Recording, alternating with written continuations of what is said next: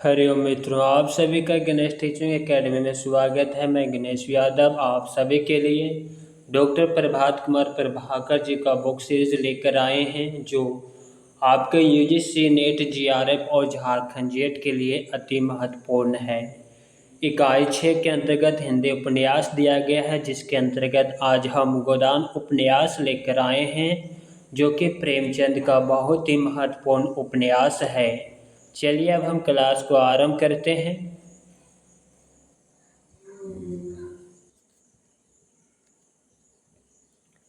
मुंशी प्रेमचंद का जीवन परिचय सबसे पहले देखते हैं। मुंशी प्रेमचंद का जन्म शनिवार 31 जुलाई 1880 ईस्वी को लम्बी बनारस में हुआ। मुंशी प्रेमचंद तेतर थे, अर्थात 3 लड़कियों के बाद इनका जन्म हुआ था। ऊपर से इनकी 2 बहन जन्म के कुछ समय बाद ही गुजर गई थी। तीसरा बहन सुग्गी ही बच पाई थी।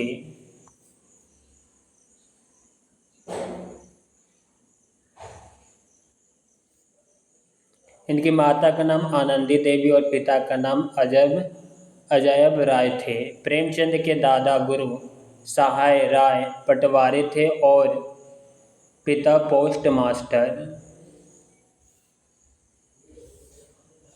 जब प्रेमचंद मात्र 8 साल के थे तभी उनकी माता का निधन एक गंभीर बीमारी के कारण हो गया। पिता ने प्रेमचंद का नाम धनपत राय रखा तथा उनके ताऊ ने नवाब राय नाम दिया। धनपत राय को प्रेमचंद नाम उर्दू के लेखक दया नारायण निगम ने दिया। प्रेमचंद की पढ़ाई 8 साल में शुरू हुई थी। लम्हे के करीब 1.25 मील दूर लालपुर गांव में पेशे से दर्जी एक मौलवी से उर्दू फारसी पढ़ना शुरू किया। वस्तुतः प्रेमचंद की पढ़ाई की शुरुआत उर्दू फारसी से ही हुई। मुंशी प्रेमचंद मैट्रिक की परीक्षा सन 1897 में देते, किंतु उसी वर्ष पिता की मृत्यु हो जाने के कारण उन्होंने 1898 में परीक्षा दे द्वितीय श्रेणी से उत्तीर्ण हुए तथा 2 जुलाई 1900 ईस्वी में 20 रुपये के मासिक पर बतौर शिक्षक नियुक्त हुए।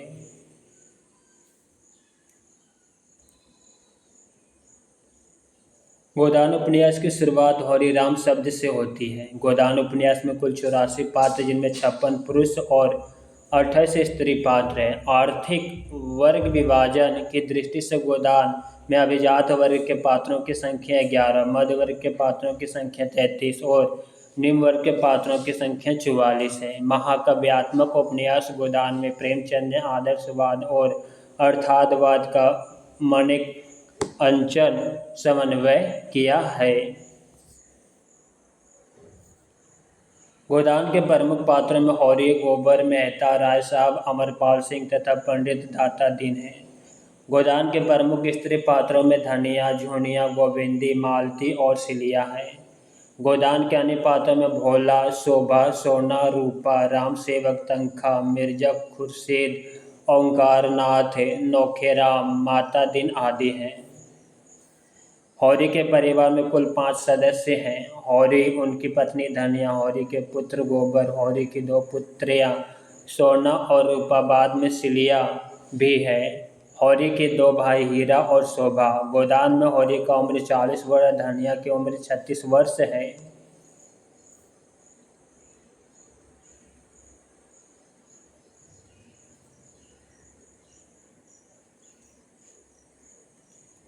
गोदान उपन्यास का नायक हौरी तथा नायिका धनिया। गोदान उपन्यास का नायक हौरी का पूरा नाम हौरी राम तथा या जाति से कुर्मी महतो है। राय साहब अमरपाल सिंह के गांव का नाम सेमरी तथा हौरी के गांव का नाम बेलारी है। कथा सम्राट प्रेमचंद गोदान में मेहता के माध्यम से अपने विचार व्यक्त किए हैं। प्रेमचंद की सर्वाधिक विदेशी भाषा में प्रकाशित होने वाला उपन्यास गोदान है। हौरी राय साहब अमरपाल सिंह के यहाँ होने वाले धनुष यज्ञ लीला में राजा जनक के मालिक की भूमिका निभाता है। गोदान उपन्यास में मिस मालती को बाहर से तितली और भीतर से मधुमक्खी कहा गया। हौरी अवध प्रांत में स्थित बेलारी गांव का 5 बीघे का कृषक है। हौरी भारतीय कृषक का प्रतिनिधित्व करता है। हौरी में 2 महत्वपूर्ण गुण है, उसकी शाश्वत गरीबी और परिश्रम करते रहने की दृढ़ इच्छा शक्ति। राय साहब अमरपाल सिंह, पंडित नोखेराम, लाला पटेश्वरी, पंडित दाता दीन, दुलारी साहूबान, मंगरू शाह आदि ये सभी होरी और उनके परिवार का शोषण करते हैं। पैसे के अभाव में होरी के 3 लड़के बचपन में ही बिना दवा दारू के मर चुके थे। भोला होरी को गाय इस लोभ में देते हैं कि होरी उसका विवाह कर देगा। भोला दोबारा होरी के दिए गए गाय को होरी का भाई हीरा जहर देकर मार देता है। सम्मिलित परिवार परंपरागत कृषि का आधार होता अतः होरी भी सम्मिलित परिवार का पक्षधर है। होरी पुरानी पीढ़ी का एक साधारण किसान है। सामाजिक मान्यताओं, नैतिक मूल्यों और विश्वासों की दृष्टि से भी होरी पुरानी पीढ़ी का ही प्रतिनिधित्व करता है। होरी चौधरी के हाथों में बांस 20 रुपये बेचता है किंतु चौधरी 15 रुपये ही देता है। होरी को विश्वास है कि आदमी अपने पूर्व जन्म के कारण धनी गरीब होती है। होरी अपनी बेटी रूपा की शादी रुपये लेकर अधेड़ उम्र के राम सेवक से करता है। गोदान में हीरा की पत्नी का नाम पुनिया, भोला की पत्नी नोहरी अपने पति को जूते से मारती है। गोदान उपन्यास के अंत में होरी की मृत्यु किसान के रूप में नहीं बल्कि सड़क पर मजदूरी करते हुए लू लग जाने से होती है। कृषक होरी अपने मन में गाय पालने की लालसा लिए मर जाता है। वस्तुतः गोदान महत्वाकांक्षा की ट्रेजेडी है। धनिया गरीबी की मार के कारण मात्र 26 वर्ष में ही वृद्धा जैसी दिखने लगी थी। धनिया का बेटा गोबर जब भोला की गर्भवती बेटी झुनिया को छोड़कर लखनऊ भाग जाता है तो धनिया ही अपने घर में उसे पनाह देती है।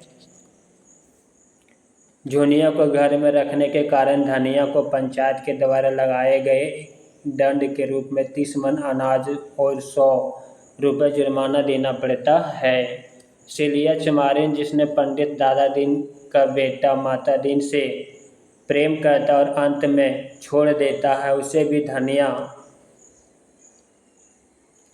ही अपने यहाँ शरण देती है। भोला के द्वारा गाय के एवज में बैल ले जाने पर होरी की खेती टूट जाती है और वह धनिया समेत दाता दीन के यहाँ मजदूरी करता है। धनिया अपनी बेटी सोना की शादी नौहरी से 200 रुपये कर्ज पर लेती है। भोला द्वारा दिए गए गाय को धनिया सभी की इच्छा के विरुद्ध आंगन में बांधने का निर्णय लेती है।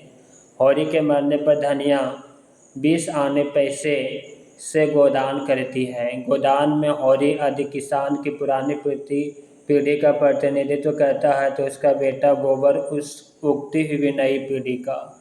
गोबर गोवर्धन भोला की पुत्री झुनिया के प्रेम जाल में फंस जाता है और अंततः उसे गर्भवती कर पैसा कमाने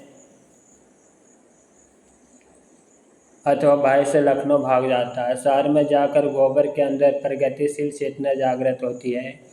गांव के पंचों से वह अब दबता नहीं बल्कि कड़ाई से कहता है, उन पंचों पर दावा करना है जिन्होंने दंड के बहाने मेरे 150 रुपये हजम किए हैं। देखूं कौन मेरा हुक्का पानी बंद करता है, कैसे बिरादरी मुझे जात से बाहर करती है। गोबर शहर में खोमचा लगाने का महाजनी करने से लेकर मालती के यहाँ नौकरी तक करता है। गोबर के चरित्र की अंतिम परिणति सुशीलता, विनय और सहनशीलता उसके पूर्ववर्ती चरित्र का अनिवार्य विकास नहीं वरन बाहर से आरोपित लगती है। बिजली पत्रिका के संपादक पंडित ओंकारनाथ है। मालती शिक्षित नारी वर्ग का प्रतिनिधित्व करने वाली आधुनिक नारी का प्रतीक है। वह इंग्लैंड से डॉक्टरी पढ़कर आई है और लखनऊ में प्रैक्टिस करती है। प्रेमचंद ने मालती का परिचय देते हुए कहा कि आप नवयुग की साक्षात प्रतिमा हैं। गत कोमल पर चपलता कूट कर भरी हुई है। झिझक या संकोच का कहीं नाम नहीं। मेकअप में प्रवीण, बला की हाजिर जवाब, पुरुष मनोविज्ञान की अच्छी जानकार, आमोद प्रमोद को जीवन का तत्व समझने वाली, लुभाने और रिझाने की कला में निपुण। जहाँ आत्मा का स्थान है वहाँ प्रदर्शन, जहाँ हृदय का स्थान है वहाँ हाव भाव, मन उद्गारों पर कठोर निग्रह, जिसमें इच्छा या विलासा का लोप सा हो गया है। उद्योगपति खन्ना साहब मालती के प्रति आकर्षित है। वे उसके रूप की दीपशिखा पर पतंगों की भांति जलने को आतुर है। मालती प्रोफेसर मेहता से प्रेम करती है। मालती के पिता अपाहिज हैं। उसकी दो छोटी बहनें सरोज और वारदा है। प्रेमचंद मालती के बारे में कहते हैं कि मालती बाहर से तितली और भीतर से मधुमक्खी। उसके जीवन में हंसी ही हंसी नहीं, केवल गुड़ खाकर कौन जी सकता है। प्रेमचंद ने नारी का आधुनिकता और तितलीपन को एक दूसरे का पर्याय माना है। गोदान में मालती के चरित्र का 3 रूप सामने आता है: तितली रूप, मानवीय रूप एवं देवी रूप। प्रोफेसर मेहता के संपर्क में आकर अर्थात उससे प्रेम कर मालती का तितलीपन दूर हो जाता है और वह मधु संचित करने वाला मधुमक्खी बन जाती है। वह ग्रामीण की सेवा में पूरी तरह अपने को डुबो देती है। मालती प्रोफेसर मेहता से इस हद तक प्यार करती है कि उसके सामने जंगली युवती की प्रशंसा करने पर वह मेहता को छिछोरा तक कह देती है। मालती पंडित ओंकारनाथ को शराब पिलाने की चुनौती को स्वीकार करते हुए इनाम स्वरूप 1000 रुपये की थैली की मांग करती है। प्रेमचंद ने गोदान में मालती को एक प्रभावशाली नारी के रूप में चित्रित कर अर्थात से आदर्श की ओर उन्मुख किया। मालती सत्याग्रह आंदोलन में एक बार जेल भी जा चुकी थी। मेहता मिस्टर बी मेहता राय साहब अमरपाल सिंह के सहपाठी तथा यूनिवर्सिटी में दर्शन शास्त्र के प्राध्यापक हैं।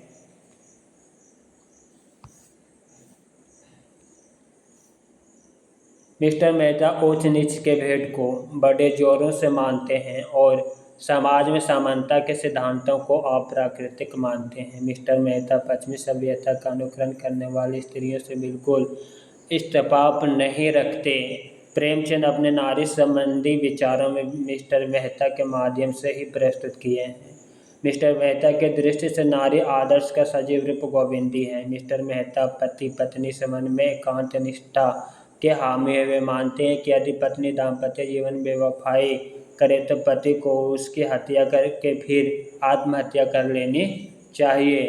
कभी कभी ऐसा लगता है कि मिस्टर मेहता प्रेमचंद के निजी विचारों के अंतर्विरोधों के शिकार हो गए हैं। मिस्टर मेहता को प्रेमचंद के अंतर्राष्ट्रीय ख्याति के दार्शनिक रूप में भी प्रस्तुत किया। उपन्यास में एक जगह मिस्टर मेहता ने बताया कि उनकी रचना को फ्रांस की अकादमिक ने इस शताब्दी की सबसे उत्तम कृति बताते हुए बधाई दी है। मिस्टर मेहता यह भी कहते हैं कि उन्होंने हाल ही में एक बृहद दर्शन ग्रंथ कई सालों के परिश्रम से लिखी थी, पर उसकी जितनी धूम होनी चाहिए थी उसकी शतांश भी नहीं हुई। मिस्टर मेहता समाज की दृष्टि से विवाहित जीवन को और व्यक्ति की दृष्टि से अविवाहित जीवन को श्रेष्ठ मानते हैं। राय साहब अमरपाल सिंह अवध प्रांत के सेमारे गांव के रहने वाले एक जमींदार हैं। राय साहब जमींदार वर्ग का प्रतिनिधित्व करते हैं। वे काउंसिल के मेंबर हैं, सभा चतुर व्यक्ति हैं, अच्छे वक्ता हैं।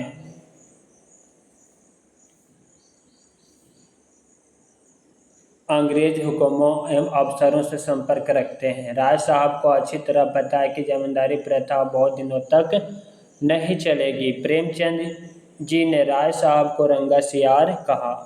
राय साहब नगर एवं ग्रामीण जीवन की कथा को जोड़ने वाले सेतु का काम करते हैं। उनका संबंध नगर के मित्रों मेहता, खन्ना, संपादक ओंकारनाथ, श्याम बिहारी तनखा, मिर्जा खुर्शीद मालती आदि से है तो हौरी, दाता दीन, नौखेराम आदि जैसे ग्रामीण पात्रों से भी है।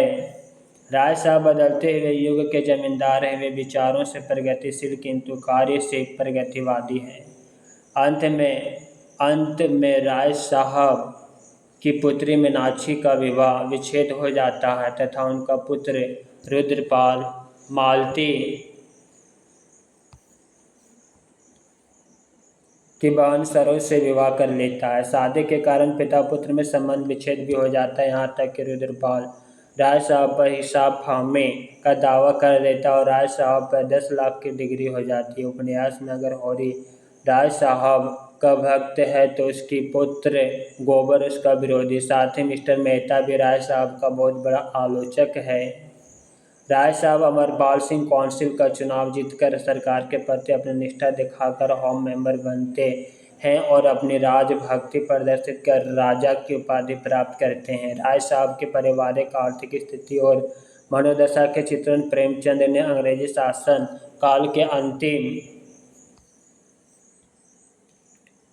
दिनों में जमींदारी व्यवस्था के चटकते और टूटते ढांचे का अत्यंत अर्थात अंकन किया है। राय साहब के संतानों का विद्रोह नई पीढ़ी का विद्रोह है जो पुरानी सामान्य ढांचे को कमजोर बनाता है। उपन्यास का एक पात्र मिर्जा खुर्शीद मस्त मोल्ला फक्कड़ किस्म का इंसान मालती को पंडित ओंकारनाथ को शराब पिलाने के लिए ही उकसाता है।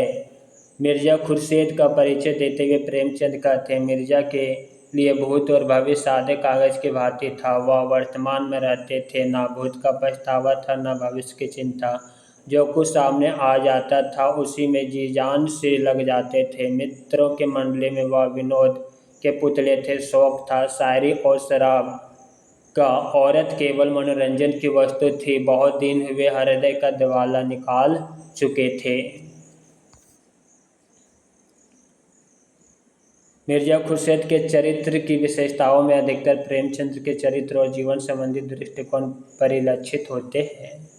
प्रेमचंद एवं गोदान के बारे में विद्वानों की राय।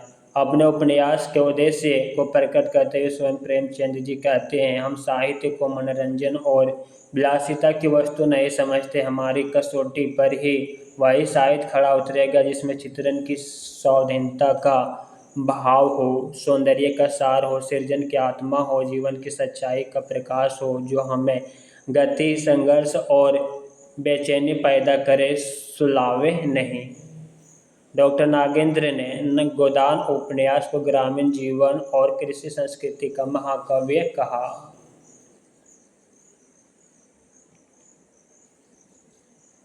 नागरिक पंचानी सभा से प्रकाशित पुस्तक हिंदी साहित्य का वृहत इतिहास में लिखा है। हिंदी उपन्यास का नया युग प्रेमचंद से शुरू होता।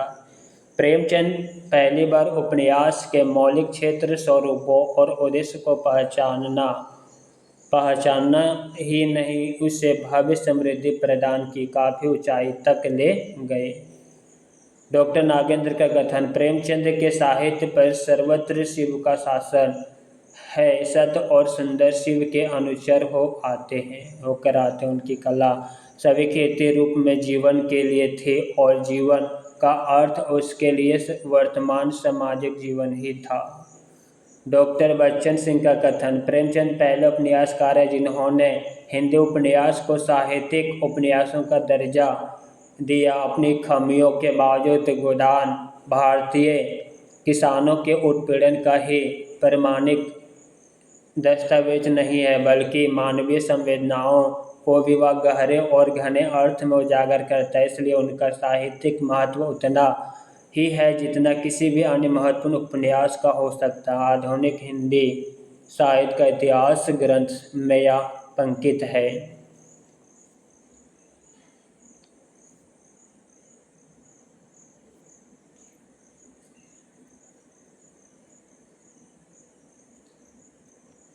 रामस्वरूप चतुर्वेदी अपनी पुस्तक हिंदी साहित्य और संवेदना का विकास में गोदान के बारे में कहते हैं, गोदान में प्रेमचंद की किस्सा गोई को व्यापक रचना दृष्टि के साथ जोड़ा है।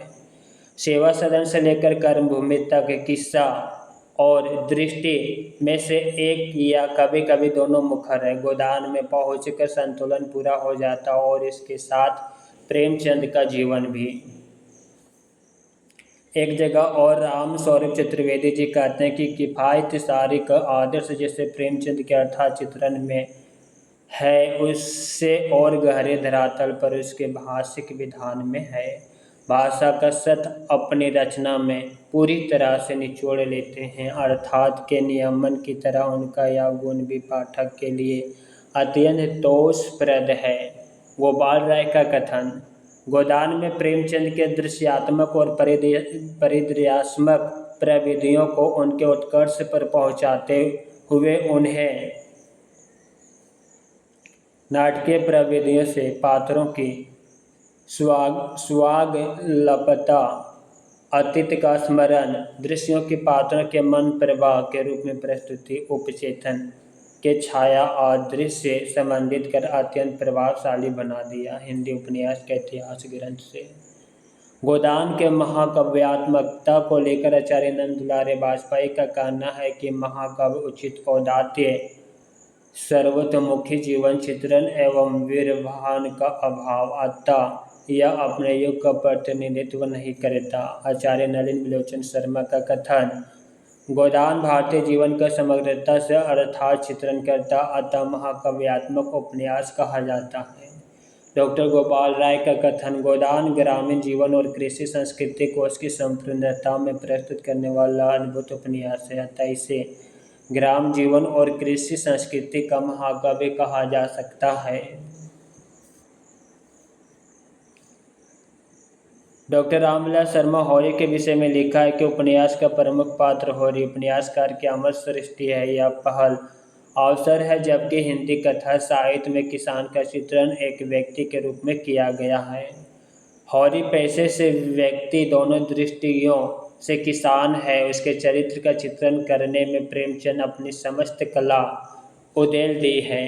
एक जगह और डॉक्टर रामविलास शर्मा कहते हैं, गोदान के किसी एक पात्र को प्रेमचंद का प्रतिनिधि पात्र नहीं कहा जा सकता, लेकिन अगर मेहता से होरी को जोड़ा जा सके तो जो व्यक्ति बनेगा वह बहुत कुछ प्रेमचंद से मिलता जुलता होगा। मेहता में यदि उन्होंने अपने विचार डाले तो होरी में बराबर परिश्रम करते रहने के दृढ़ इच्छा शक्ति।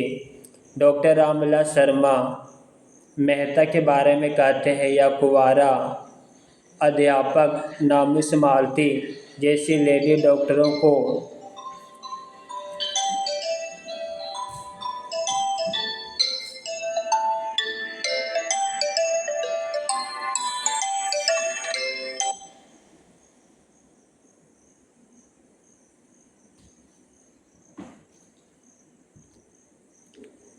बख्शता है और नाराज साहब जैसे रईसों को वह उन बुद्धिजीवियों से है जो जनता से प्रेम करते हैं और उनके शोषकों से घृणा करते हैं, लेकिन जिनकी सहानुभूति और घृणा में अभी सक्रिय रूप नहीं लिया था। डॉक्टर रामविलास शर्मा राय साहब के व्यक्तित्व का विश्लेषण करते हुए कहते हैं, राय साहब उन हिंसक पशुओं में से है जो गरजने और गुर्राने के बदले मीठी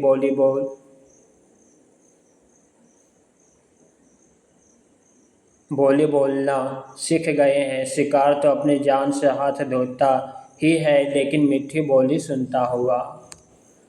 डॉक्टर रामविलास शर्मा गोबर के बारे में कहता, होरी के लिए लड़के गोबर में प्रेम आश्रम के बलराज की सी दृढ़ता ना हो तब भी वह नए जमाने की रोशनी देख चुका है। चाहे गांव में खेती करे चाहे शहर में मजदूरी, वह दूसरों का अन्याय बर्दाश्त करने के लिए तैयार नहीं है। डॉक्टर रामविलास शर्मा धनिया को प्रेमचंद की अद्भुत सृष्टि मानते हुए लिखते हैं, सेवा और त्याग की देवी, जवान की तेज पर मोम जैसा हृदय, पैसे पैसे के पीछे प्राण देने वाली, पर मर्यादा रक्षा के लिए अपने सर्वस्व होम कर देने को तैयार। डॉक्टर गोपाल राय मालती के बारे में कहते हैं, प्रेमचंद चाहते थे कि बाद के शिक्षित स्त्रियां पारिवारिक बंधन में ना पड़कर पुरुषों की देश सेवा के लिए प्रेरणा दे और स्वयं भी मैदान में आकर समाज की सेवा करे। मालती उनकी इसी आकांक्षा का रूपायित करती है। आचार्य हजारी प्रसाद द्विवेदी का कथन, प्रेमचंद शताब्दियों से पददलित, अपमानित और उपेक्षित कृषकों की आवाज़ थे। डॉक्टर गोपाल राय का कथन, गोदान किसान जीवन की ही नहीं दाम्पत्य जीवन की भी त्रासदी है। डॉक्टर गोपाल राय गोदान को शौक गीत मानते हुए कहते हैं, मैं नहीं जानता दुनिया का कौन सा शौक गीत प्रभाव में इस शौक गीत से बढ़कर है। गुलाब राय का कथन, गोदान में गांव के चित्र अधिकारी रूप से तथा शहर के चित्र प्रासंगिक रूप से आए हैं।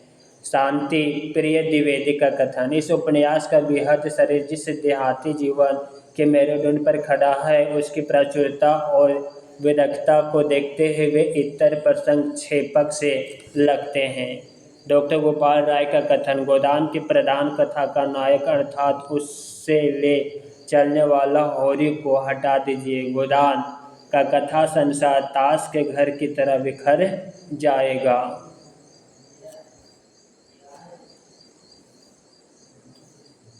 आचार्य नंद दुलारे वाजपेयी का कथन, गोदान में ना तो महाकाव्य के औदात्य और उत्कर्ष का समय आरंभ आया है और ना ही गहनतम उच्छ्वास का तन्मयताकारी प्रभाव व्यक्त हुआ। यह राष्ट्रीय प्रतिनिधि उपन्यास की उन शर्तों को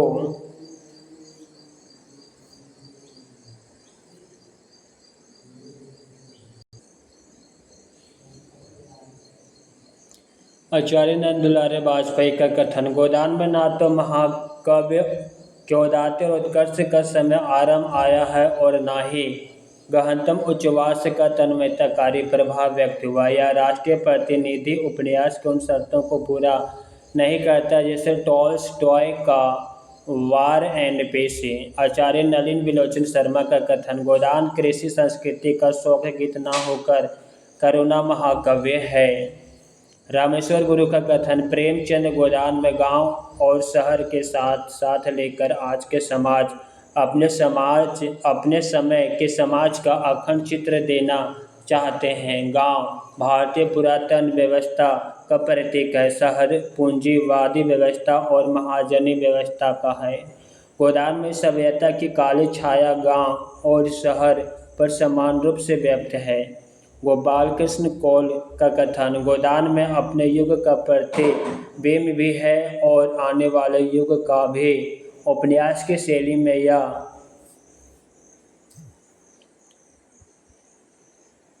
भारतीय जीवन का महाकाव्य है। गंगा प्रसाद विमल का कथन, प्रेमचंद की शिखर कृतियों में गोदान एक ऐसी कृति है जो उनके विचार मानव और कला मानव को नया आयाम देती है। उनकी शेष कृतियों की जो विधि है वह गोदान अर्थों में भारतीय ग्राम इकाई और नगर इकाई का महाकाव्य कहा जा सकता है। नामवर सिंह का कथन, प्रेम आश्रम के बलराज और मनोहर जैसे किसानों को उन्होंने बहुत अधिक विद्रोही दिखाया था, लेकिन होरी को उन्होंने संतोष से धैर्य, सहनशीलता तथा अंधविश्वासों का पुंज दिखलाया जो भारतीय किसानों की जातीय विशेषता है। गोदान उपन्यास के महत्वपूर्ण कथन को देखते हैं। जब हमारे गर्दन दूसरों के पैरों के नीचे दबी हुई है तब अकड़ का निवाह नहीं हो सकता। होरी का कथन, जब दूसरों के पांवों तले अपनी गर्दन दबी हो तो उन पांवों को सहलाने में ही कुशल है। होरी का कथन, खेती किसानों में जो मर्यादा है वह मजदूरी में नहीं। होरी का कथन, बिरादरी ही तारेंगे तो तरेंगे। होरी का कथन, बड़े आदमी अपनी लाज ना रखे, छोटों को तो उनकी जाल रखनी ही पड़ती है।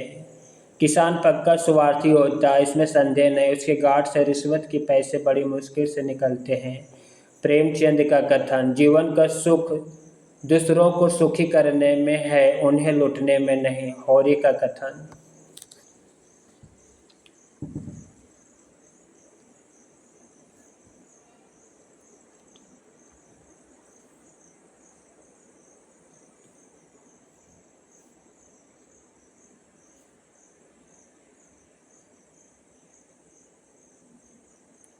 पुत्र भले ही कुपुत्र हो जाए, माता पिता को अपना धर्म नहीं छोड़ना चाहिए। होरी का कथन, विपन्नता के इस अथाह सागर में सुहाग की वह तृण था जिसे पकड़े हुए वह सागर को पार कर रही थी। प्रेमचंद का कथन, वैवाहिक जीवन में प्रभात में लालसा अपनी गुलाबी मदकता के साथ उदय होती है और हृदय के सारे आकाश को अपनी माधुर्य की सुनहरी किरणों से रंजित कर देती है। प्रेमचंद का कथन, अपने मेहरिया को सारे गांव के सामने लतियाने से इसकी इज्जत नहीं जाती। जिनके ब्याह बाहें पकड़कर लाया उसे मारकर बहादुर ना कहलाएंगे। धनिया का कथन,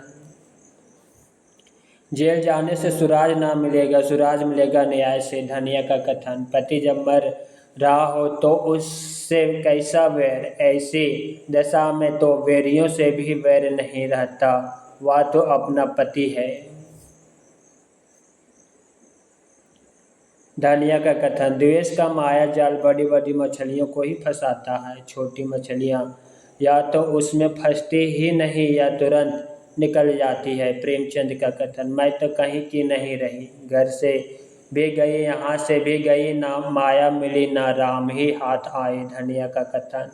सेवा और त्याग की देवी, जवान की तेज पर मोम जैसा हृदय, पैसे पैसे के पीछे प्राण देने वाली, पर मर्यादा रक्षा के लिए अपने सर्वस्व होम कर देने को तैयार। धनिया के प्रति होरी का कथन है।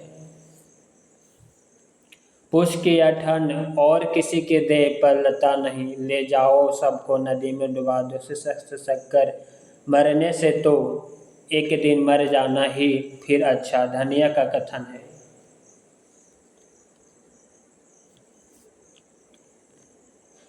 हम लोग दाने दाने को मोहताज है, देह पर साबुत कपड़े नहीं, चोटी का पसीना एड़ी तक आता तब भी गुजर नहीं होता उन्हें। क्या मज़े से गद्दी मसनद लगाए बैठे, सैकड़ों नौकर चाकर हैं, हजारों आदमियों पर हुकूमत है। गोबर का कथन।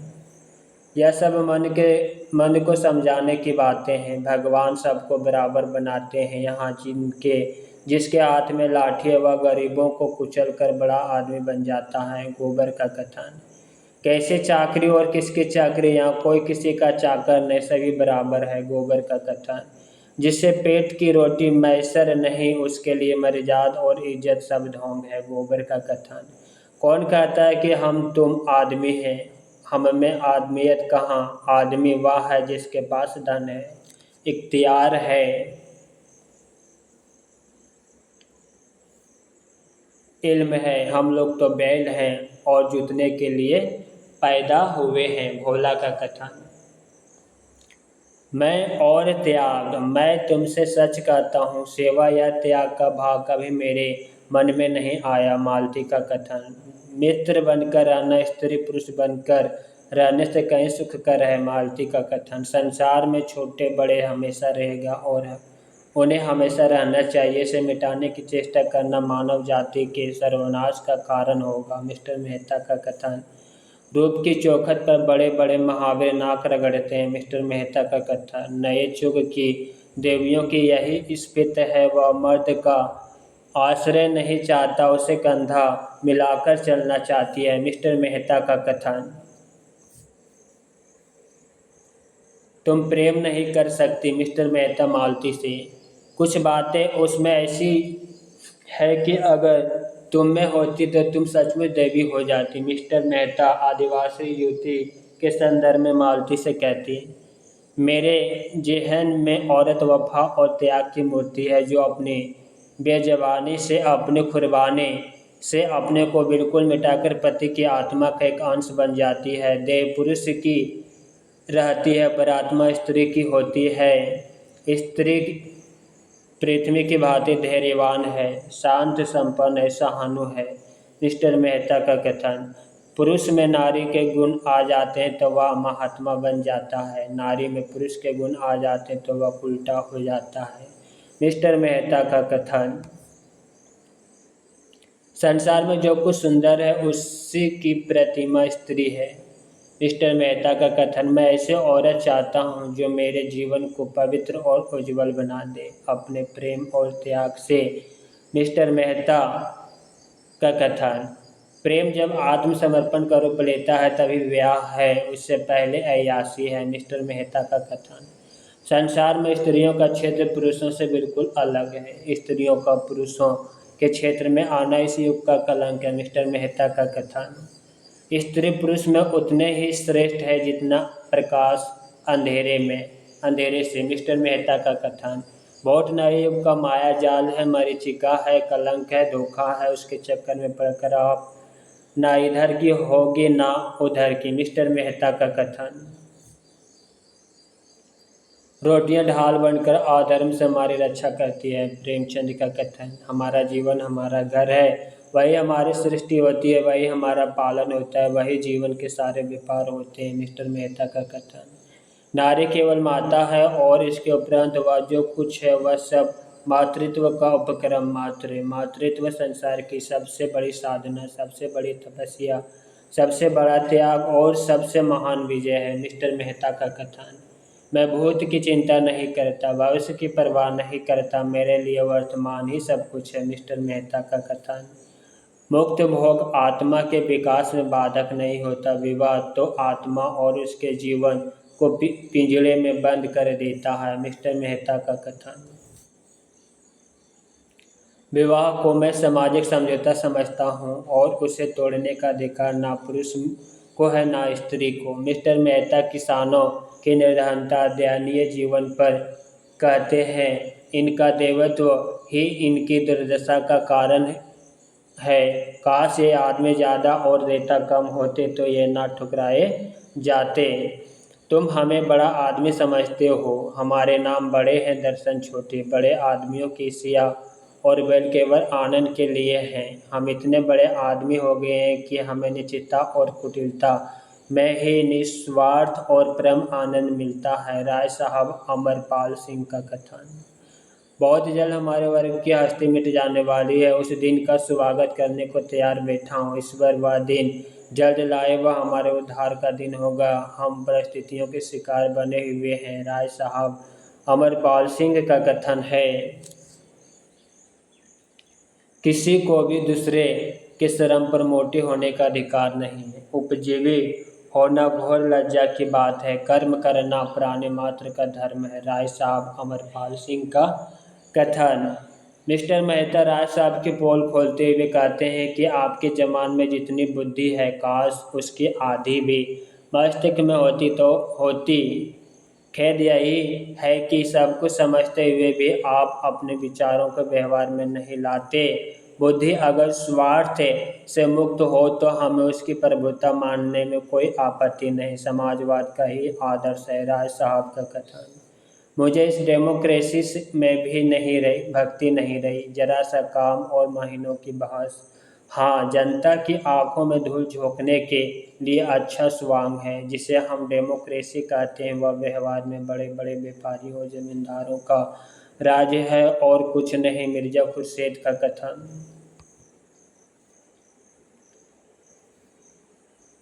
जीवन का सुख दूसरों को सुखी करने में है, उसे लूटने में नहीं। मेरे विचार से तो पीड़ित होना कहीं श्रेष्ठ है। धन खोकर अगर हम अपनी आत्मा को पा सके तो यह कोई महंगा सौदा नहीं। खन्ना की पत्नी गोविंदी का कथन। कर्ज वह मेहमान है जो एक बार आकर फिर जाने का नाम नहीं लेता। हौरी का कथन। जो कुछ अपने से नहीं बन पड़ा उसी के दुख का नाम है तो मोह है। प्रेमचंद का कथन। अंतिम समय में हौरी को मुक्ति प्राप्त करने के लिए अपने हाथ से गोदान करने दो। पंडित दाता दिन का कथन। घर में ना गाय है, ना बछिया, ना पैसा, यही पैसे यही इनका गोदान है। धनिया का कथन। घरनी के बिना घर नहीं रहत भैया, पुरानी कहावत है। नाटन खेती बहुरियन घर, भोला हौरी से कहता है। मित्रों, गोदान उपन्यास से जितना भी महत्वपूर्ण कथन बन रहे थे वह सभी समाप्त हो चुका है। नेक्स्ट वीडियो में हम सच्चिदानंद हिरानंद वात्सेन अज्ञे जी का उपन्यास लेकर आएंगे। क्लास कैसा लगा कमेंट बॉक्स में अवश्य लिखिएगा, साथ ही अपने मित्रों को शेयर करना मत भूलिएगा। हरिओम।